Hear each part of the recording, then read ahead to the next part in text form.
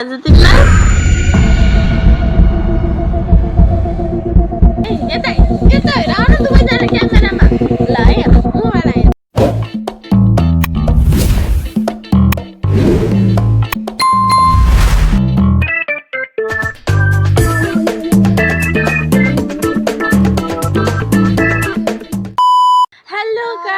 Welcome to my channel. It's me, Mani Talise. He is my big brother and he is my small brother. Guys, आज चाहिँ म मेरो भाइहरुलाई modern जमानामा लिएर आउन गइरहेछु। यिनीहरुलाई के थाहा गाइस हामी 2026 मा आइसक्यो भनेर। That's why today I am teaching them some Gen Z word. Brothers, are you ready? Yes. Okay guys, हाम्रो first word चाहिँ छ no cap. No cap भन त? No cap. No cap. No cap भनेको के हो थाहा छ? के हो? नो क्याप भनेको चाहिँ आई एम नट लाइङ हैन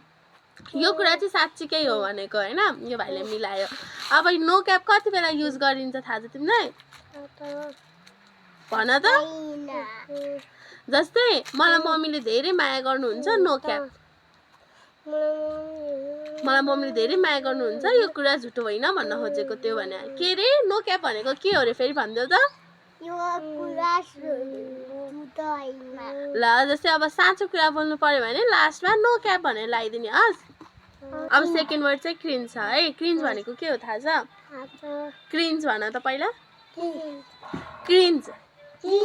क्रिन्ज भनेको चाहिँ त्यसको मिनिङ चाहिँ जस्तै अब मैले मोबाइलको क्यामेरा खोले हैन अनि मैले जेपीटी नाच्न थाले अब त्यो जेपीटी नाचे हैन राम्रो कि नराम्रो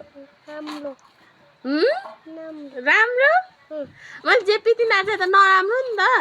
अनि अब मैले जेपीटी डान्स पनि गरे अनि त्यो फन्नी पनि भएपछि त अनि त्यस्तो त्यति बेला चाहिँ हामीले क्रिन्ज वर्ड युज गर्ने जस्तै यो यता सुन न ओइ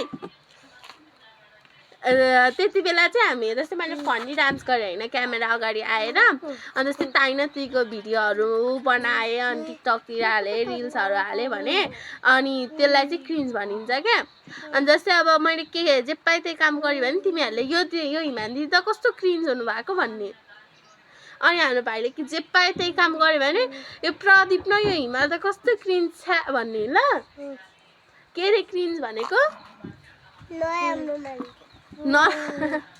नराम्रो मान्छे हैन तर नराम्रो मतलब अलि फन्नी सेन्स नहुने काम गर्ने ल अब थर्ड वर्ड छ के थाहा छ अब थर्ड वर्ड के छ तिमी थाहा भन्छौ तिमीलाई के पनि थाहा हुँदैन अनि थर्ड वर्ड चाहिँ के छ भने नि फ्लेक्स भन त बाबु फ्लेक्स भनेको चाहिँ सो अफ गर्नु केही कुराको धाक देखाउनु जस्तै अब हिमालयले केही चप्पल किनेर आयो जुत्ता किनेर आयो भने तिमीलाई आएर मैले त किने जुत्ता भनेर धाक देखाउँछ कि देखाउँदैन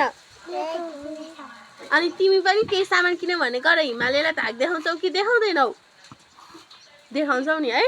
अनि त्यो भने चाहिँ हिमाल र प्रदीपनालले चाहिँ फ्लेक्स गरिरहेछन् आफ्नो कुराको जस्तै अब मैले आइफोन किने हैन सपनामा मैले आइफोन किने अनि त्यसपछि मैले चाहिँ तिमीहरुको अगाडि आएर आइफोन किनेको चाहिँ धाक देखाइ भने चाहिँ त्यो भने चाहिँ हिमानी दिदीले फ्लेक्स गर्नुभयो हाम्रो अगाडि आएर भनेर वर्ड युज गर्ने हस् फ्लेक्स गर्ने भने के हो रे हो के रे हिमाल अनि त्यसपछि फोर्थ वर्ड छ रिच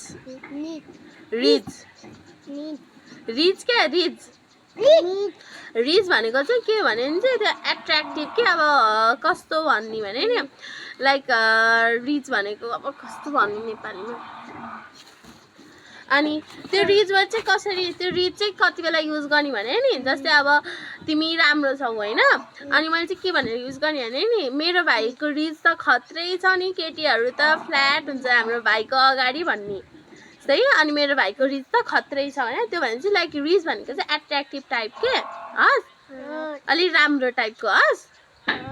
के गाइज अब भोलिदेखि चाहिँ मेरो भाइहरु मैले सिकाएको वर्डहरु स्कुलमा युज गर्छन् है गर्ने कि नगर्ने साच्चै गर्ने हिमाल गर्ने कि नगर्ने गर है मैले के सिकाएछु थाहा छ तिमीलाई अगाडि हेर केही सिकाएको थिएँ छैन अझै थाहा भन्छ सो गाइज यस्तै कमेडी भिडियोको लागि लाइक सेयर एन्ड सब्सक्राइब गर्नुहोस् अबलाई बाई